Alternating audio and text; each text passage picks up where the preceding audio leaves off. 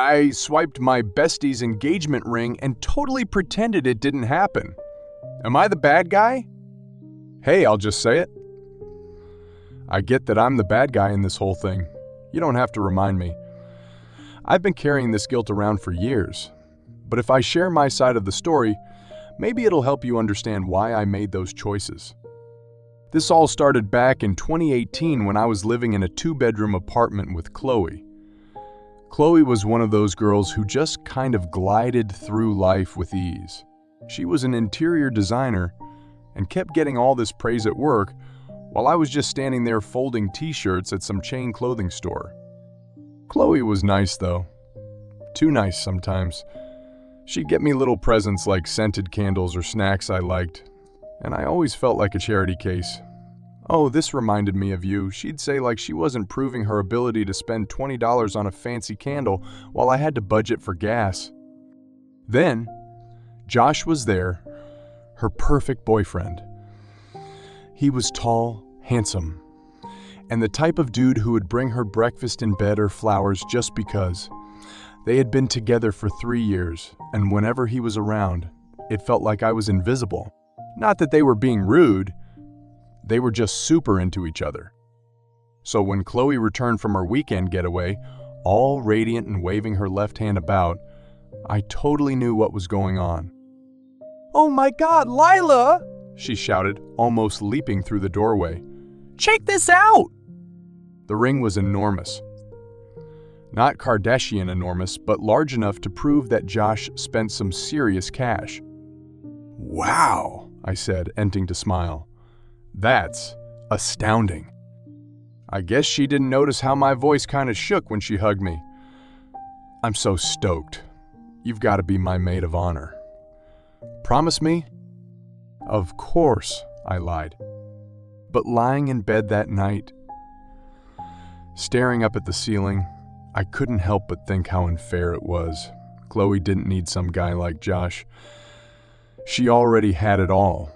A killer career, supportive family, fun social life. Meanwhile, I had nada. The next morning, while Chloe was in the shower, I saw the ring just chillin' on the counter. It was sparkling in the bathroom light like it was trying to mess with me. Before I even had a chance to think it through, I grabbed it. I figured I'd just try it on for a second. But the moment it slipped on my finger, something in me must have clicked. I didn't merely want to wear it. I wanted to clutch it, so I reached for it. When Chloe came out of the bathroom, I was sitting on the couch trying to act normal. "Hey, have you seen my ring?" she said, twisting a towel around her damp hair. I froze. No. Where'd you put it?" "I could swear I left it on the counter." She began to pace around, peering at the floor and behind the sink.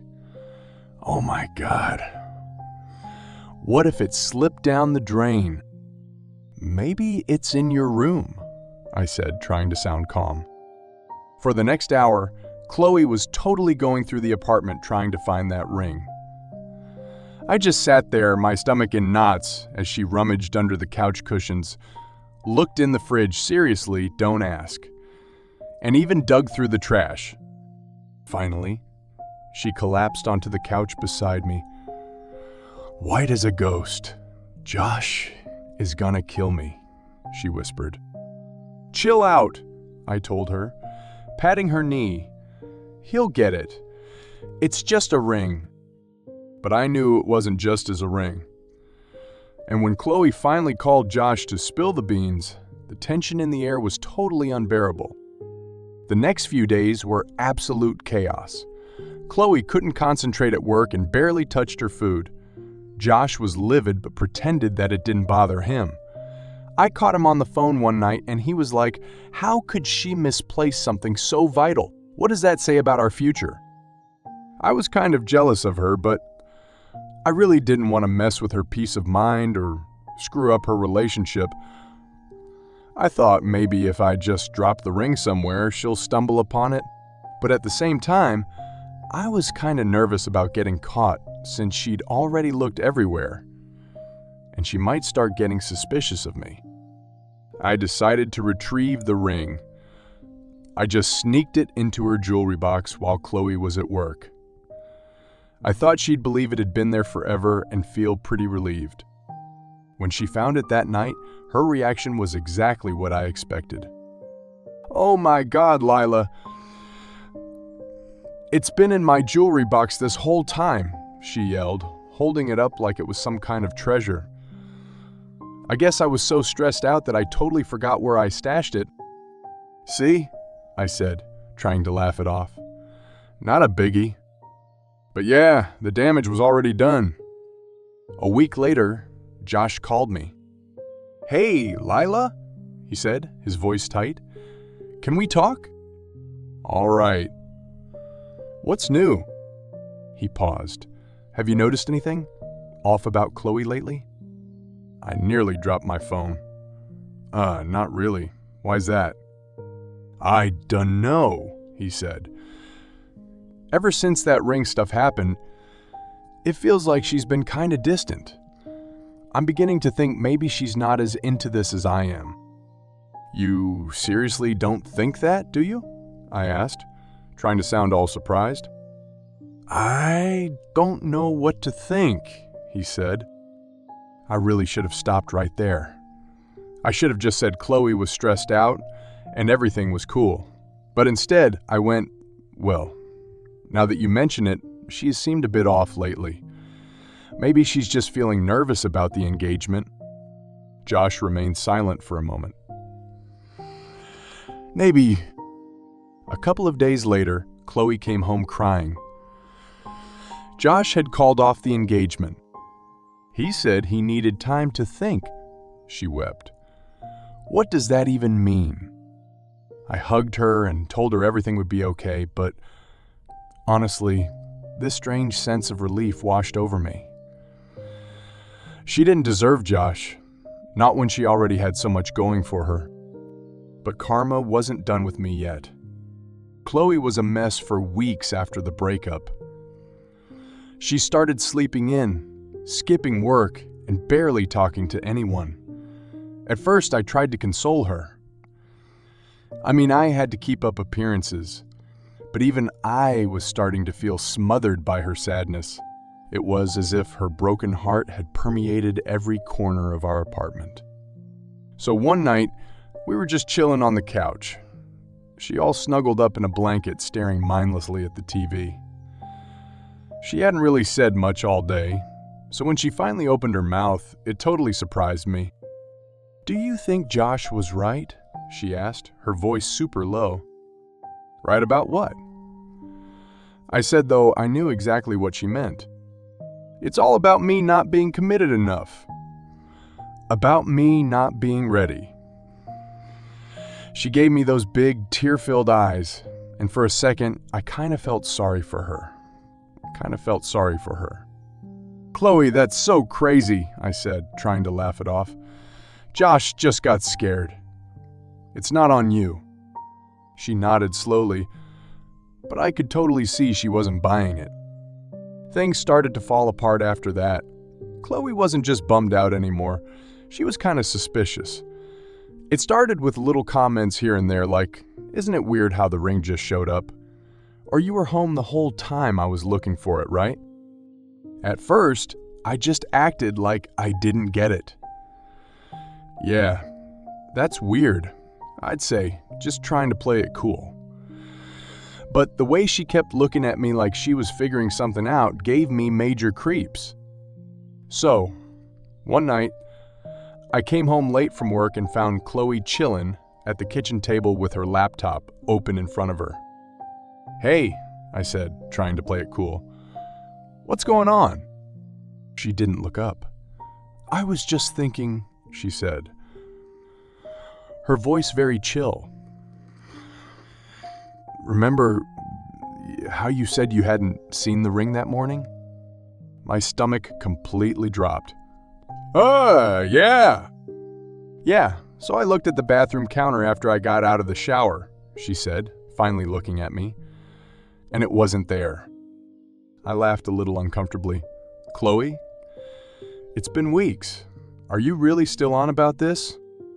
I'm just saying. That's kind of weird, she said, sitting back in her chair. You were the only one home, and now it just happens to appear in my jewelry box. I could feel my face burning. What are you insinuating? She shrugged. I don't know. You tell me. It was walking on eggshells after that. Chloe took to keeping her distance, hardly speaking to me unless it was absolutely necessary. I figured she'd blow up at me any minute, so I started making plans for my exit. I was like, I gotta move out and start fresh somewhere new. But before I could even make that happen, Chloe totally jumped in ahead of me. I came home one night and she was just standing in the living room with a suitcase beside her. I'm moving out, she said straight up. What? Why? I asked, acting surprised. She didn't say anything for a moment, but instead walked to the coffee table, picked up the engagement ring, and held it up for both of us to see. I know you took it, she said, her voice even. My heart was beating like crazy. I honestly thought it was gonna burst. Chloe, that's insane. Why would I want your ring? I don't know. She said, maybe you were jealous. Maybe you wanted to teach me a lesson. Honestly, I'm over why you did it. I just want to get out to here. I just looked at her, trying to come up with something. Anything. To say, but my brain was totally empty. I already found a new place, she said, grabbing her suitcase. Don't sweat the rent. I'll handle my half until the lease ends. Think of it as a parting gift. And just like that, she was out of here. At first, I kept telling myself I was better off without her. No more perfect Chloe is always making me feel like a loser.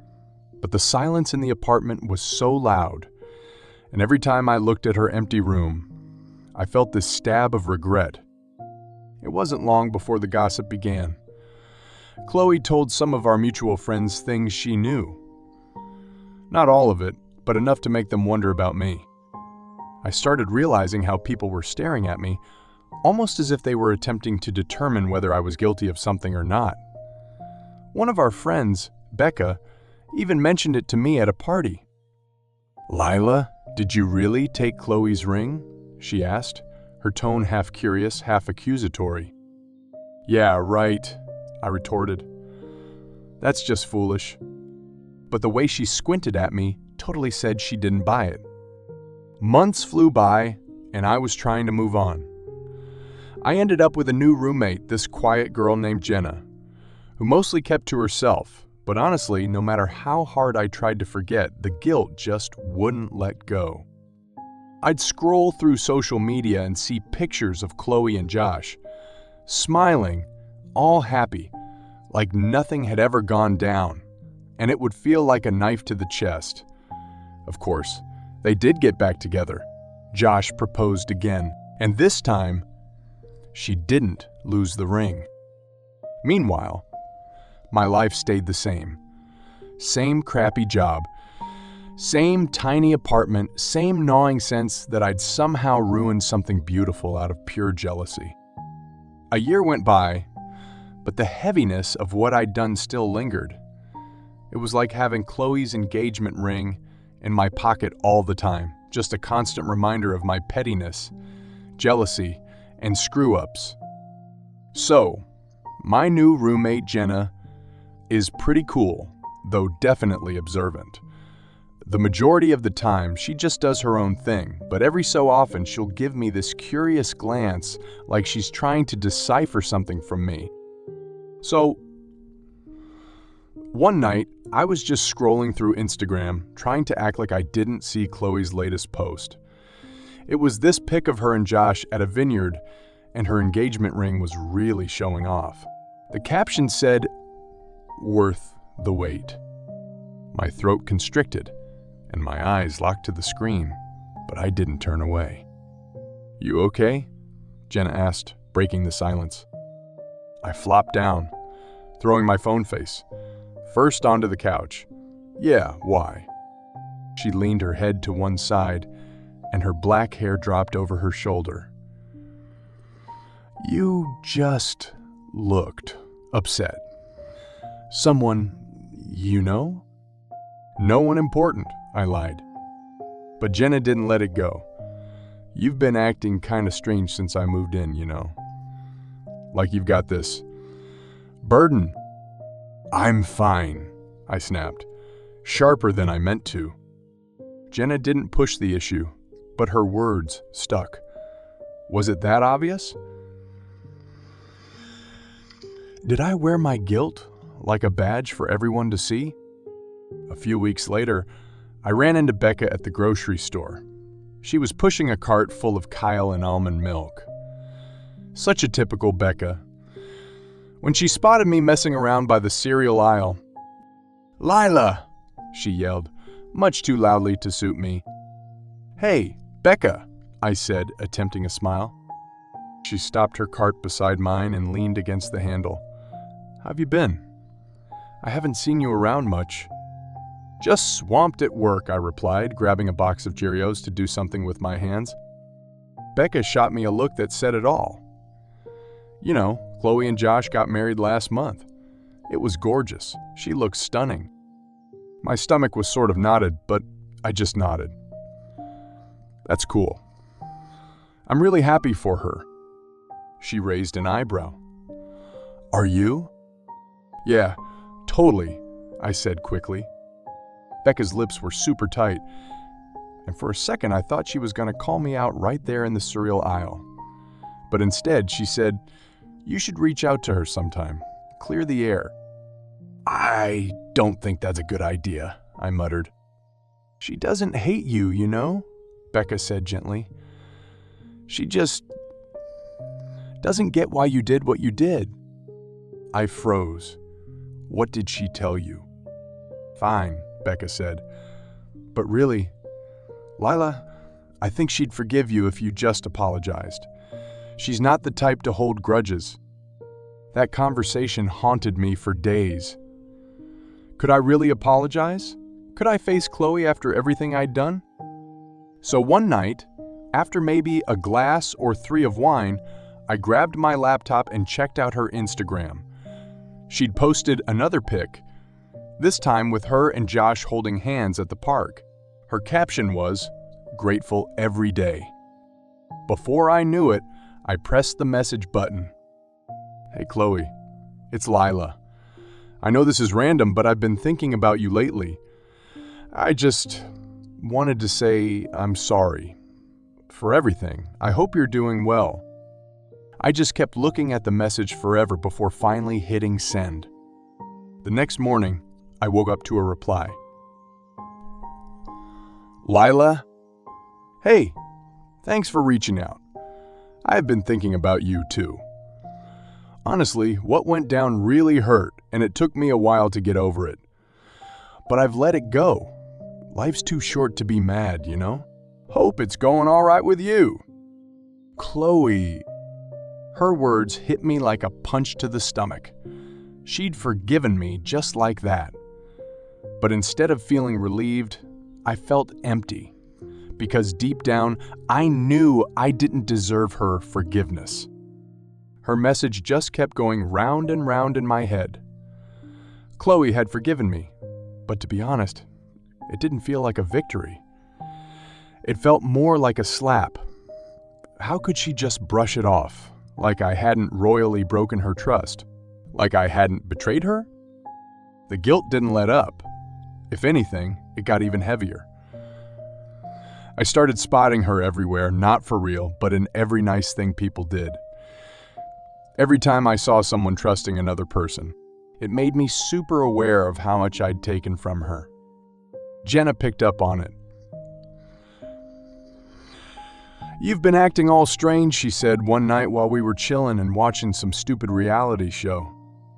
"Define weird," I muttered, staring blankly at the screen. "Like, you're restless, huh? Feels like there's something left hanging." She set her mug of tea back down and looked at me, all curious but not in the least judgmental. So, did you talk to her? I mean, really talk heart to heart to heart to... Here, I just shook my head. She texted me. She's cool with me now. And that's bad because I don't deserve it. I blurted that out before I even realized it. Jenna blinked, taken aback. Lila, forgiveness isn't about deserving it. It's about moving on. I didn't say anything. What was there to say? That I didn't want her to move on. That a little piece of me was still holding on to that messed up satisfaction I got when her life went downhill. A few weeks later, I was passing by this cozy little boutique downtown. And guess who I saw? Chloe leaning against the counter, her hand on a customer's arm. Laughing at something funny, they said she looked amazing. Her hair all tossed up in a messy bun, and her face lit up with that kind of happiness you get when everything is just chill. My heart stopped. I could have just walked away. I should. Really. But my feet just wouldn't listen. The next thing I knew, I was pushing the door open, and the little bell above jingled softly. Chloe glanced up, and her smile kind of wavered for a second before she covered it up with a friendly, professional vibe. Lila, she said, keeping her tone super neutral. Hi, I croaked. So... The customer bounced, and out of nowhere, it was just me and Chloe. She crossed her arms over her chest, and her ring was totally sparkling in the light. What are you doing here? She asked, not unkindly, but not warmly either. I don't know, I said. I saw you and I thought, maybe we could talk. Her lips were all tight, and for a second, I really thought she was going to say no. But then she exhaled and pointed toward the back of the store. There's a cafe next door.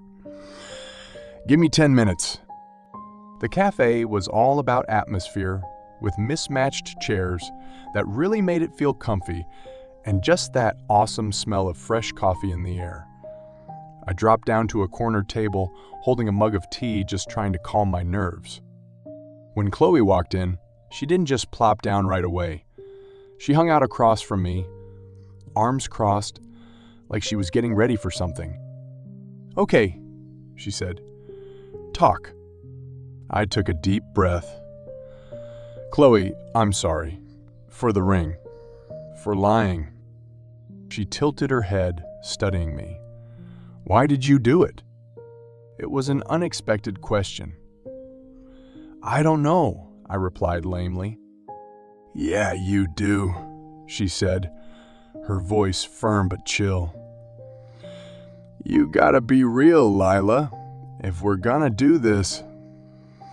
Not only with me, but with yourself too. I held back for a second. The words kind of caught in my throat. But then I realized how much I owed her. Not just a sorry, but the real deal. I was jealous, I finally admitted. Of you, your life. Your life, Yash, the way everything just seemed to fall into place for you. I felt like you didn't even realize how lucky you were, and I hated you for it. Chloe did not say anything for a while. She sat there, looking at me, as if she were working out whether she could believe what I was saying. I didn't take the ring because I actually wanted it, I continued. I just wanted you to know what it feels like to lose something. Her expression softened, but only slightly. And did it help? Did it make you feel better? No, I said quietly. It made everything worse. I ruined your engagement. I ruined our friendship, and I don't think I will ever forgive myself for that. Chloe leaned back in her chair, running her fingers along the rim of her mug. You really hurt me, Lila. Like, a lot. And I'm not gonna act like everything's cool. just 'cause you said sorry." "I know," I said, my throat tightening. "But," she added, her voice softening, "I think I understand now. And I hope you understand why I had to move on." "I do," I replied, fighting back tears. We sat there for a while, in silence. The cafe was softly buzzing around us, but it was as if we had been in our own world. Chloe finally stood up. "I gotta get back to work. Take care of yourself, Lila." "Same to you," I said, my voice just above a whisper. And just like that, she was gone. I just sat there for ages after she bounced, staring at the half-full mug in front of me. The closure I'd been wanting forever didn't feel like closure at all. It felt more like an open wound, totally raw and exposed. But maybe that was the point.